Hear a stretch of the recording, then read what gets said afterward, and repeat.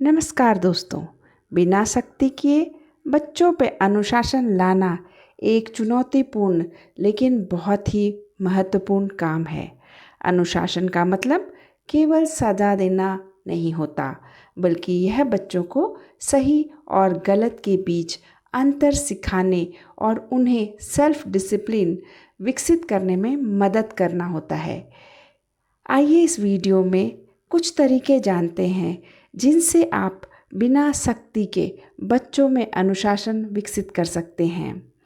एक बात हमेशा याद रखिए, अनुशासन सीखने का उद्देश्य बच्चों को नियंत्रित करना नहीं, बल्कि उन्हें आत्मनियंत्रण यानी कि सेल्फ डिसिप्लिन सिखाना है, ताकि वे अपने जीवन में बेहतर निर्णय ले सकें। अगर आप चाहते हैं कि आपका बच्चा अनुशासित रहे, तो सबसे पहली बात जिसका आपको ध्यान रखना है वह है नियमों और सीमाओं का ध्यान रखना। बच्चों को अनुशासन सिखाने के लिए सबसे पहले यह आवश्यक है कि आप उन्हें स्पष्ट और समझने योग्य नियमों और सीमाओं के बारे में बताएं। उदाहरण के लिए, हर रात 9 बजे तक सोना है या होमवर्क पूरा होने के बाद ही खेलना है। ऐसे छोटे छोटे नियम बच्चों को यह समझाएं कि नियम क्यों ज़रूरी है। इससे वह उन नियमों को बेहतर तरीके से समझ पाएंगे और उनका पालन करेंगे। बच्चों का रूटीन सेट करें। बच्चों को अनुशासन सिखाने के लिए उन्हें समय का महत्व बताएं।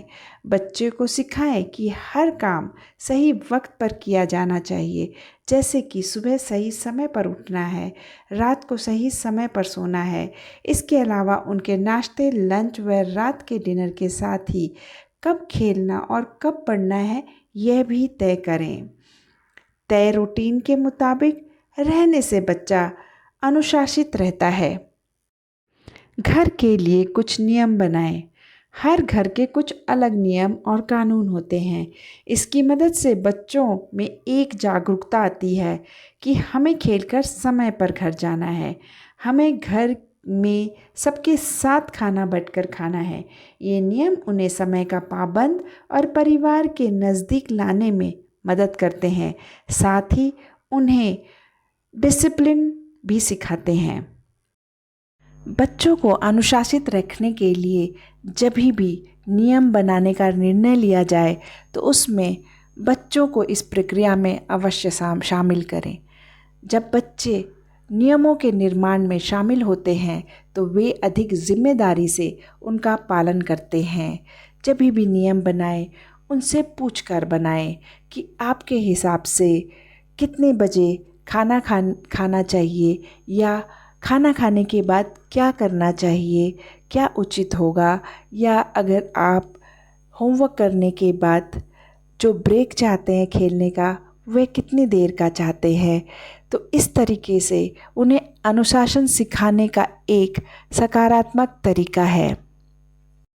अगली महत्वपूर्ण बात यह है कि अनुशासन सिखाते समय माता पिता को शांत और संयमित रहना चाहिए। सख्त या चिल्लाने से बच्चा डर सकता है या विद्रोही हो सकते हैं। अगर बच्चे गलती करते हैं तो शांतिपूर्वक उन्हें समझाएं कि उन्होंने क्या गलत किया है और क्या सही था।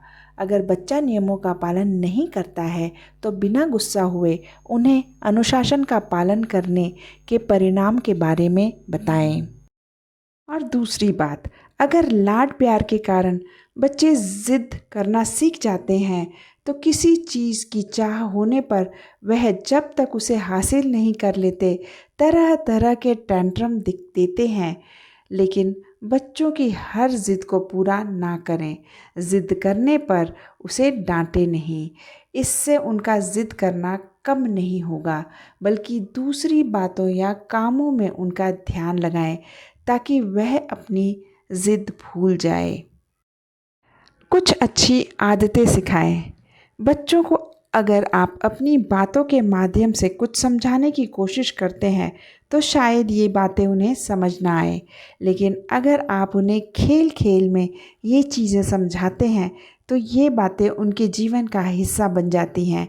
जैसे उन्हें अपनी गंदी प्लेट खुद साफ करने की आदत सिखाएं। उन्हें घर के कामों में हाथ बटाने को कहें। ये सब छोटी बातों से उनके अंदर अनुशासन अपने आप आता है। और तीसरी बात, बच्चे अपने माता पिता के व्यवहार से बहुत कुछ सीखते हैं। अगर आप अपने जीवन में अनुशासन का पालन करेंगे तो बच्चे भी उसी दिशा में चलने की कोशिश करेंगे। यदि आप समय के पाबंद हैं, अपने कार्यों को जिम्मेदारी से करते हैं और शांत रहते हैं तो बच्चे भी ऐसा करेंगे। बच्चों को यह दिखाएं कि आप खुद भी नियमों और सीमाओं का पालन करते हैं। कई बार बच्चों को अपने कार्यों के प्राकृतिक परिणामों का अनुभव करने देना अनुशासन सिखाने का सबसे अच्छा और प्रभावी तरीका है।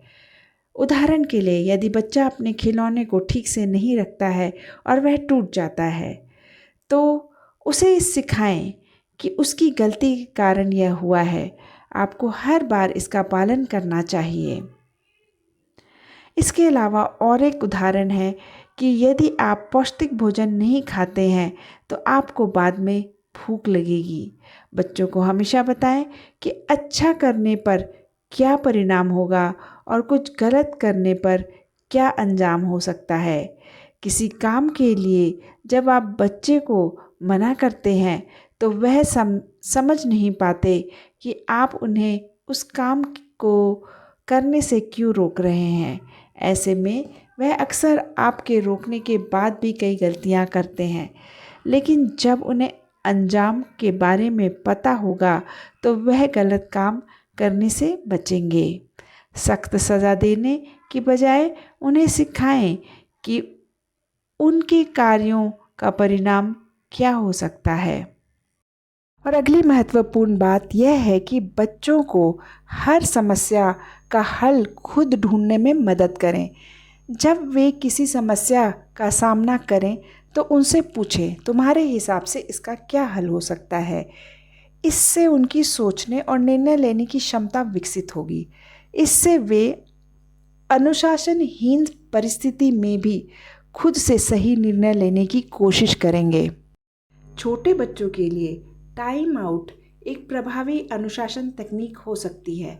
जब बच्चा अनुशासनहीन व्यवहार करता है तो उसे कुछ मिनट के लिए शांत जगह पर बैठने के लिए कहें ताकि वह शांत हो सके और अपने व्यवहार पर सोच सके।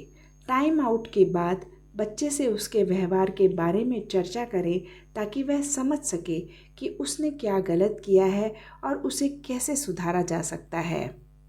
इसके अलावा बच्चों को अनुशासित रखने के लिए निरंतरता बहुत महत्वपूर्ण है। यदि आप किसी नियम का पालन आज करवा रहे हैं तो कल भी उसका पालन कराएं। नियमों में ढील देने से बच्चे भ्रमित हो सकते हैं और अनुशासनहीनता बढ़ सकती है। हमेशा एक समान नियमों और परिणामों का पालन करें ताकि बच्चे समझ सके कि अनुशासन एक स्थायी नियम है। हमेशा बच्चों के साथ खुले और ईमानदार तरीके से संवाद करें। उनसे यह जानने कि वे किस प्रकार की कठिनाइयों का सामना कर रहे हैं और आप उनकी मदद कैसे कर सकते हैं। जब बच्चे समझेंगे कि आप उनके साथ हैं तो वे अधिक स्वाभाविक रूप से अनुशासित रहेंगे। संवाद के माध्यम से आप उनके विचारों और भावनाओं को समझ सकते हैं और उन्हें सही दिशा में मार्गदर्शन दे सकते हैं। और अंत में मैं ये कहना चाहूँगी कि इन तरीकों से आप बच्चों में अनुशासन को बिना शक्ति के और सकारात्मक तरीके से विकसित कर सकते हैं। अनुशासन सीखने का उद्देश्य बच्चों को नियंत्रित करना नहीं है, बल्कि उन्हें सेल्फ डिसिप्लिन सिखाना है ताकि वे अपने जीवन में बेहतर निर्णय ले सकें। आशा करती हूँ दी गई जानकारी आपको अच्छी लगी होगी। अगर आपके भी कुछ सुझाव हैं तो कृपया कमेंट बॉक्स में लिखिए ताकि मैं उसको अपने अगले वीडियो में शामिल कर सकूं। कृपया इस वीडियो को लाइक, सब्सक्राइब और शेयर करें।